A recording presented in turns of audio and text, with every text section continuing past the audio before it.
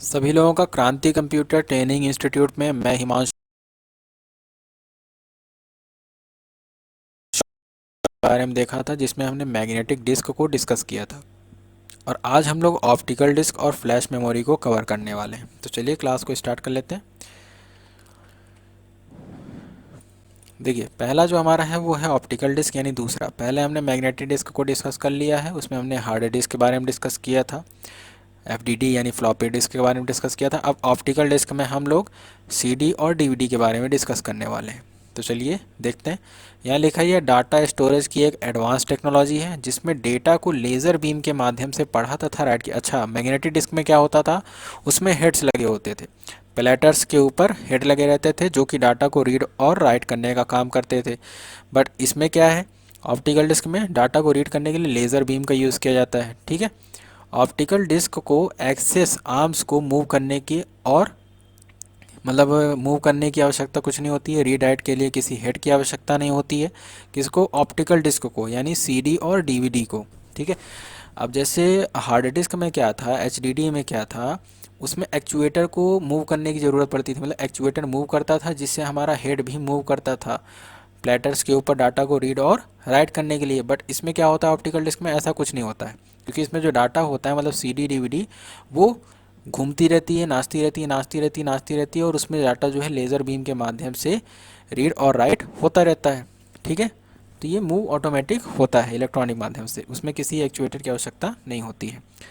Data लिखने के लिए एक लेज़र बीम डिस्क के सरफेस पर, यानी सीडी डीवीडी के डिस्क के सरफेस पर बिट्स को चिन्हित करके सूक्ष्म कैविटी बनाता है, यानी इतने छोटे छोटे गड्ढे होते हैं कि हम देख नहीं सकते। ठीक है। और उन्हीं गड्ढों में हमारा डाटा बिट्स के रूप में स्टोर होता है। ऐसे ही आप लोग देखे होंगे, सीडी डीवीडी अगर लगाओ, अगर वो अटक अटक के चलती है, बीच बीच में फंस फंस के चलती है, तो वो इसलिए होता है क्योंकि जो बिट्स में डाटा स्टोर रहता है वो स्क्रैचेस के, जैसे स्क्रैचेस उस पर पड़ते हैं ना, वो ख़राब हो जाता है डाटा उतनी एरिया का। तो इस वजह से जो है हमारा सीडी डीवीडी फंसने लगती है और हम बोलते हैं सीडी डीवीडी ख़राब हो गई है। ठीक है, कैसेट हमारी ख़राब हो गई है। ठीक। तो उसको थोड़ा संभाल के रखा जाता है। डेटा को पढ़ने के लिए एक लेज़र बीम इन एरियाज़ को स्कैन करता है, यानी डाटा को जो रीड होता है ना, उसको रीड करने के लिए जो छोटे छोटे गड्ढे बनाए गए रहते हैं, उन्हीं एरियाज़ को हमारा ये लेज़र बीम क्या करता है, स्कैन करता है और हमें आउटपुट दिखाता है। देखिए ये होता कैसा है हमारा, तो ये होता है हमारा डीवीडी, ये भी हमारा डीवीडी का ही एक प्रकार है। और ये इसके अंदर के मैकेनिज़्म है जो हमारा सीडी या डीवीडी राइटर या रोम होता है उसमें। ये हमारा रहता है ट्रैकिंग, जैसे ही हम बटन दबाते हैं ये हमारा पूरा पूरा एक बाहर निकल करके आता है। इसमें हम सीडी या डीवीडी को स्टोर करते हैं, मतलब लगाते हैं, इसमें रख देते हैं।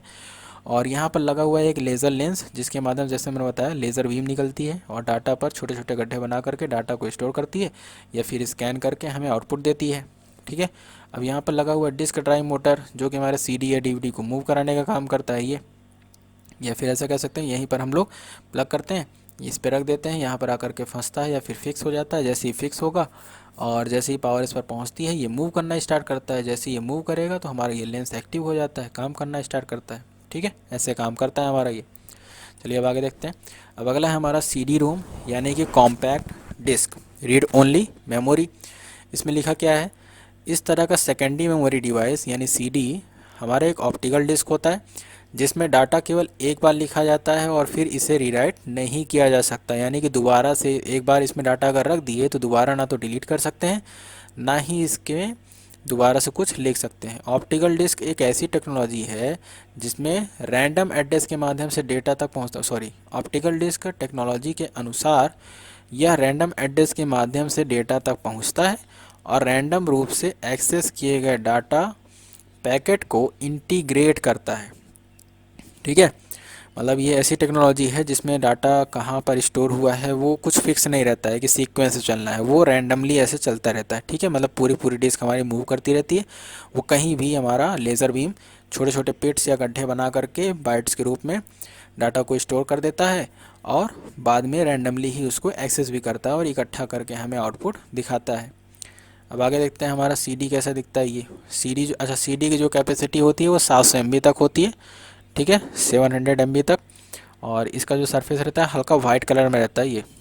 ठीक है, यहीं पर लगाते हैं, यहाँ बटन दबाते हैं, ये बाहर निकल करके आता है और जैसे ही बाहर निकल करके आता है हम लोग इसमें सीडी या डीवीडी को प्लग कर देते हैं या फिर रख देते हैं और ये अंदर चला जाता है। चलिए अब आगे देखते हैं। अगला है हमारा डीवीडी, डिजिटल वीडियो डिस्क। इसको हम लोग डिजिटल वर्सेटाइल डिस्क के नाम से भी जानते हैं। ठीक है, जो डीवीडी होता है इसको डिजिटल वर्सेटाइल डिस्क भी बोला जाता है। लिखा है यह मास स्टोरेज डिस्क है जो सामान्य रूप से 4.7 जीबी तक आती है और विशेष मामले में यह 45 से 50 जीबी तक भी आती है। यानी कि नॉर्मल जो आपको मार्केट में मिल जाएगा डीवीडी, वो 4.7 जीबी तक का रहता है, जिसमें 7 से 8 मूवीज़ आई थिंक स्टोर रहती हैं। अगर आप ब्लैंक लेना चाहो एकदम खाली तो वो भी आती है। ठीक है, विशेष मामले में यह 45 से 50 जीबी तक भी आती है। मतलब जो डीवीडी होता है वो मैक्सिमम 50 जीबी तक अवेलेबल है। यह डेटा को संक्षिप्त रूप से स्टोर करने के लिए डिजिटल टेक्नोलॉजी का यूज़ करता है। यह एक सामान्य सीडी से अधिक डाटा स्टोर करता है। यानी सीडी हमारा कितना स्टोर करता है, 700 MB, और हमारा ये 4.7 जीबी या फिर मैक्सिमम 50 जीबी तक अवेलेबल होता है।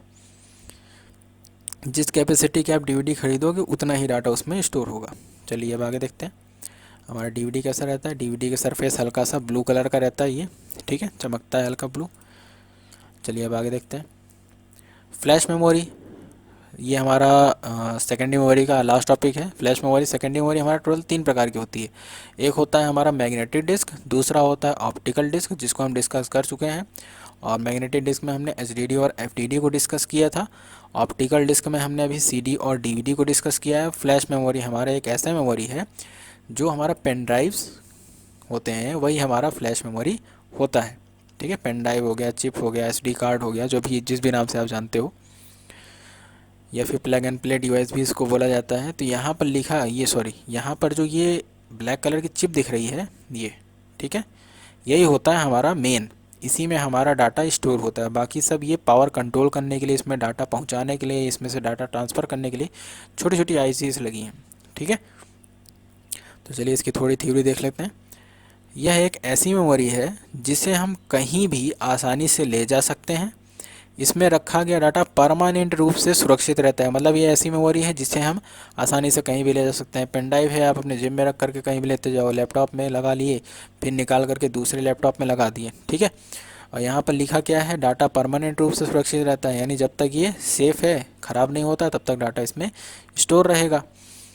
पेन ड्राइव का उपयोग अपनी क्षमता के अनुसार बल्क डाटा स्टोर करने के लिए किया जाता है, और ये कई सारी कैपेसिटी इसमें आता है। 2 GB, 4 GB, हालांकि 2 GB तो नहीं है अब, 4 GB, 8 GB, 16 GB, 32 GB, जितनी कैपेसिटी आपकी लेना चाहो, 64, 128, है ना, जितने GB की आप लेना चाहो पेन ड्राइव, उतने GB की पेन ड्राइव ले सकते हो और उसमें उतना डाटा स्टोर कर सकते हो। इसको प्लग एंड प्ले डिवाइस भी कहा जाता है। ठीक है, तो आज की क्लास में इतना ही। और ये जो क्लासेस चल रही हैं आपकी फंडामेंटल की, ये आपकी लगभग सभी कोर्सेज़ के लिए, जो बेसिक कोर्स आप लोग करते हो उसके लिए इंपॉर्टेंट होता है। जैसे CCC हो गया, ADCA हो गया, या फिर O लेवल हो गया, जो बेसिक क्लासेस चलती हैं ना वो आपकी यही चलती हैं। तो जो भी कोर्सेज़ करने जा रहे हैं या फिर करने वाले हैं या करने की सोच रहे हैं या फिर कर भी रहे हैं, और उनको उसके बारे में और डिटेल से चाहिए, तो आप उनको ये वीडियोज़ को शेयर करिए।